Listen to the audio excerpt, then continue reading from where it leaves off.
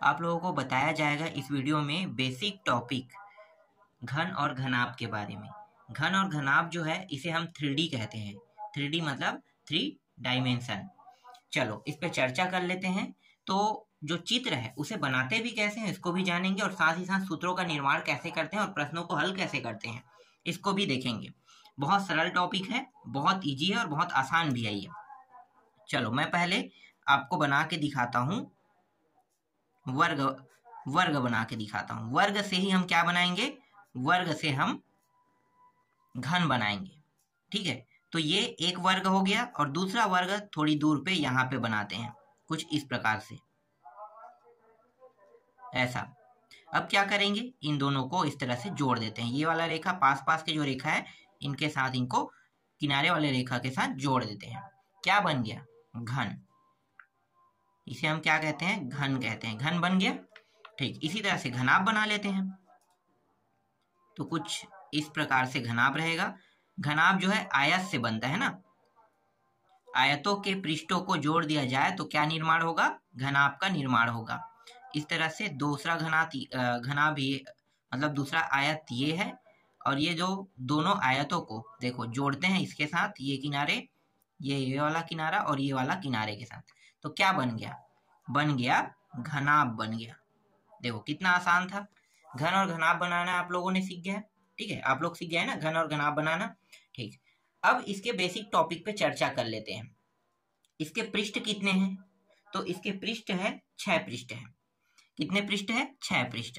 ये ऊपर वाला पृष्ठ देखो, एक घर को ध्यान से देखना। ठीक है, अपने घर को ध्यान से देखना। तो 4 दीवार आपको दिखाई देगा। ठीक है, तो ये पहला है, दूसरा है, इसके पीछे वाला दीवार, ठीक है, इस साइड से पीछे, और ये बैक पीछे।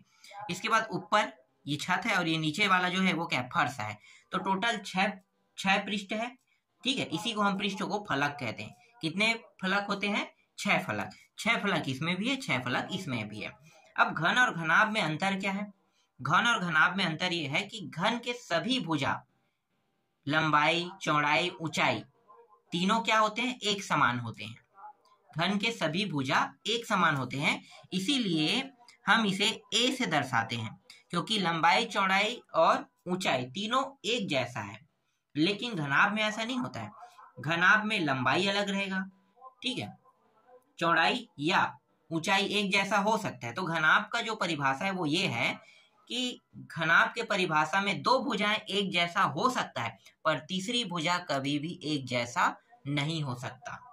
ठीक, इसीलिए हम क्या कहते हैं? इसे घनाभ कहते हैं। तो घनाभ में लंबाई होता है, बड़ी भुजा को हमने लंबाई मान लिया, ये ऊपर की ओर जा रहा है। देखो ये लंबाई है, इसके बाद ये ऊपर की ओर जा रहा है, तो इसको हम क्या कहेंगे? ऊंचाई कहेंगे। और ये जो रेखा है, ठीक है, ये वाला जो किनारे देखो ये दिखाई दे रहा है आपको, ये है, ये छोटी भुजा है, फिर ये लंबी भुजा है और ये ऊपर की ओर जा रहा है रेखा है। तो ये वाला जो रेखा है ये क्या होगा? चौड़ाई होगा।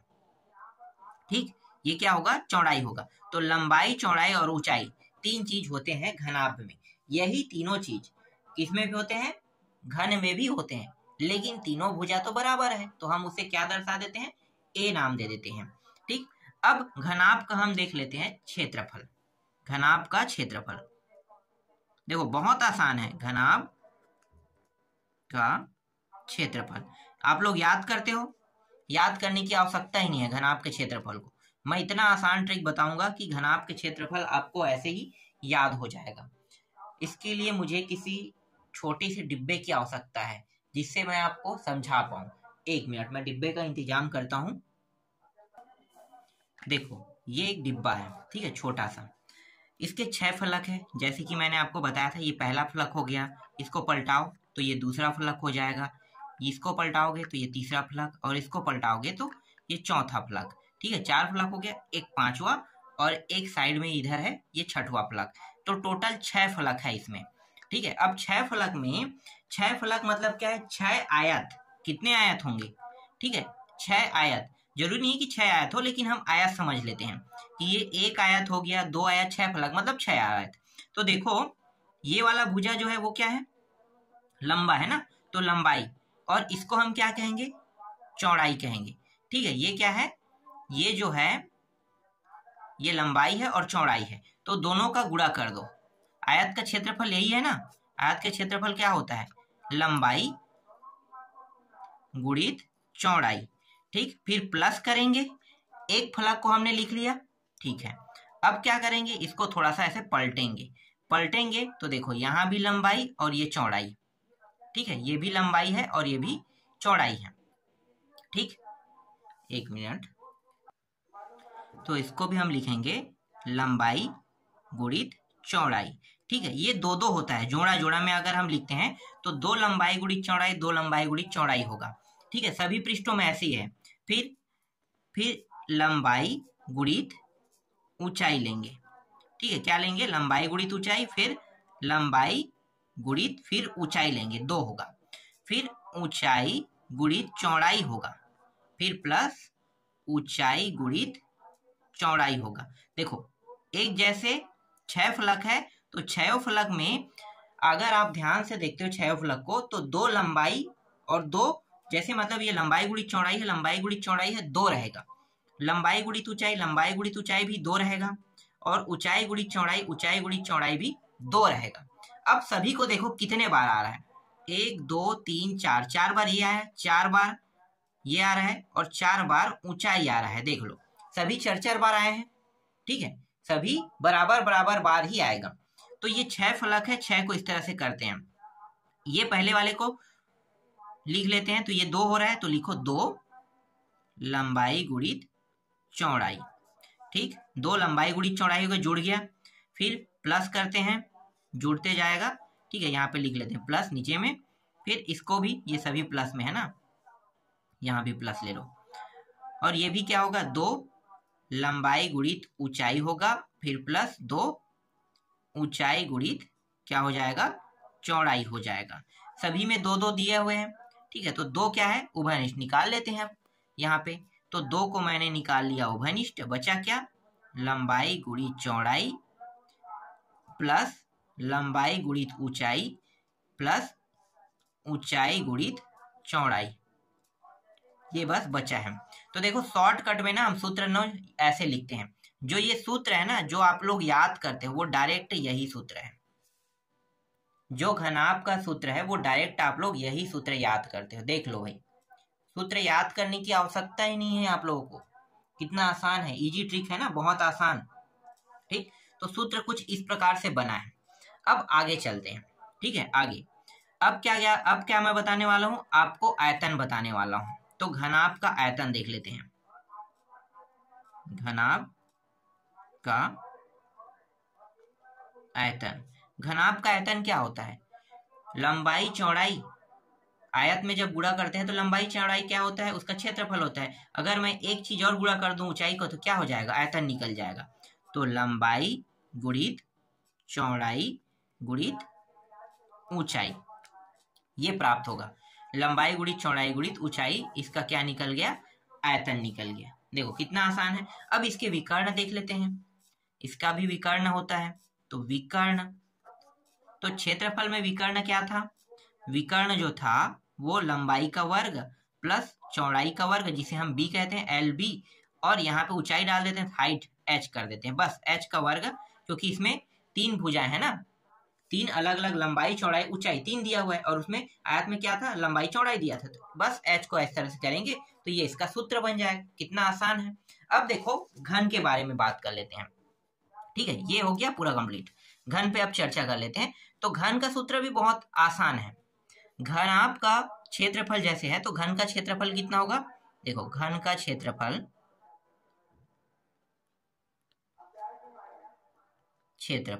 घन का क्षेत्रफल कितना होगा, तो घन का जो क्षेत्रफल होगा वो होगा 4a², इतना ही होगा, 4a² हो जाएगा। तो यहां पे मैं लिख देता हूं 4a², ये घन का क्षेत्रफल है। और इसका आयतन जो है, घन का आयतन, ठीक है, कोई चीज गलती है क्या, गलती है तो याद करो कहाँ पे गलती हुआ है। ठीक है, हम सुधारेंगे उसे। घन का आयतन क्या होगा, a का 3 घात होगा। ठीक, और विकर्ण क्या होगा इसका, घन का विकर्ण, तो घन का विकर्ण कितना होगा, तो विकर्ण होगा a अंडर रूट 3 होगा।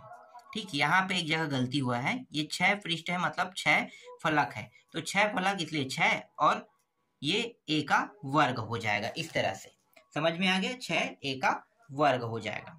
ठीक, और घन का आयतन a का 3 घात और विकर्ण जो a का a अंडर रूट 3 दिया हुआ है। ये जो सारे मान है ना, सेम टू सेम घनाभ से ही प्राप्त होता है।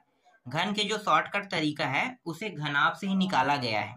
घन जो है स्वयं कुछ नहीं बना सकता, घनाभ से इसे निकाल के ना इस प्रश्नों के सूत्रों को निकाला गया। कैसे निकाला गया होगा, आपके मन में सवाल आ रहा होगा। देखो मैं अभी आपको घन से समझाता हूँ, शॉर्टकट तरीका जो सूत्र निकला है ना, देखो ये पूरा सॉल्यूशन होगा।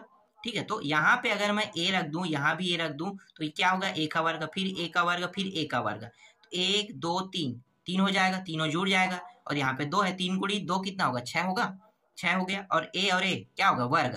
तो ये जो 6a का वर्ग है ना, इसी से बना है। आयतन भी वही से है, देखो a 3 बार गुणा करो, क्या आ गया, a का 3 घात, तो देखो यहाँ पे आ गया a का 3 घात आ गया। विकर्ण यहाँ पे a का वर्ग a का वर्ग a का वर्ग रखोगे तो 3 बार क्या होगा, a का वर्ग होगा। ठीक है, 3 बार क्या होगा, a का वर्ग होगा। तो a का वर्ग से अंडर रूट से a जो है बाहर आ गया, और अंडर रूट के अंदर क्या बच जाएगा, 3। तो ये 3 जो है इसी तरह से प्राप्त हुआ है। समझ में आया, बहुत आसान और ये इजी ट्रिक है, बहुत आसान और इजी ट्रिक। देखो मैं आपको साबित करके दिखाता हूँ घन और घनाभ के प्रश्नों को। मैं मान रख लेता हूँ, ठीक है, यहाँ पे मैं एक प्रश्न के तौर पे लेता हूँ किसी प्रश्न को, देखो समझाते हैं।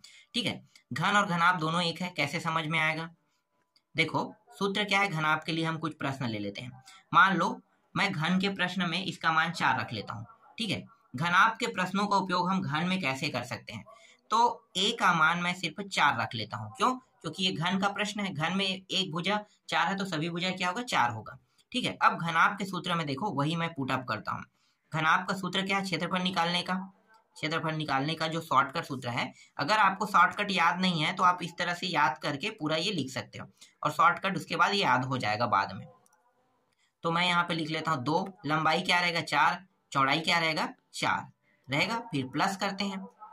ठीक है, प्लस रख दो, फिर लंबाई 4 और ऊंचाई भी 4, फिर ये भी 4 और ये भी 4, मतलब सभी मान क्या होंगे, 4 होंगे।